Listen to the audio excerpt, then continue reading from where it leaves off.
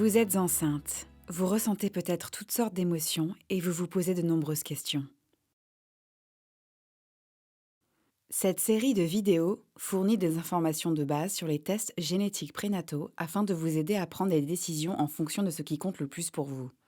La plupart des bébés naissent en bonne santé, tandis que certains bébés naissent avec des problèmes de santé, qui peuvent avoir de nombreuses causes différentes.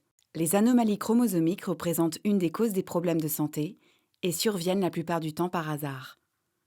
Elles ne sont généralement pas héréditaires et ne sont nullement causées par ce que fait ou non une femme avant ou pendant la grossesse. Il est possible de connaître certaines anomalies chromosomiques avant la naissance de votre bébé et les résultats des tests peuvent vous aider, vous et votre famille, à planifier, préparer et discuter des options de gestion de la grossesse avec votre professionnel de santé. Cependant, aucun test ne peut garantir un bébé en bonne santé.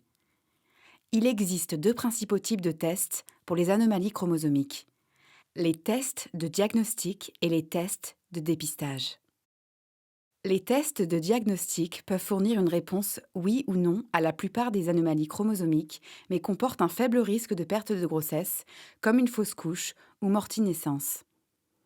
Les tests de diagnostic peuvent également être effectués après l'accouchement, généralement avec une simple prise de sang du bébé. Les types de tests de diagnostic les plus courants pendant la grossesse sont le prélèvement de villosité choriale et l'amniosynthèse.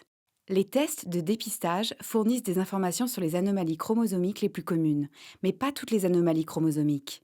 Les tests de dépistage peuvent vous indiquer si votre grossesse est plus ou moins susceptible de présenter certaines anomalies chromosomiques communes, mais cela ne vous donnera pas une réponse définitive. Si le résultat d'un test de dépistage montre une forte probabilité d'anomalie chromosomique, un suivi comprenant un test de diagnostic doit être proposé.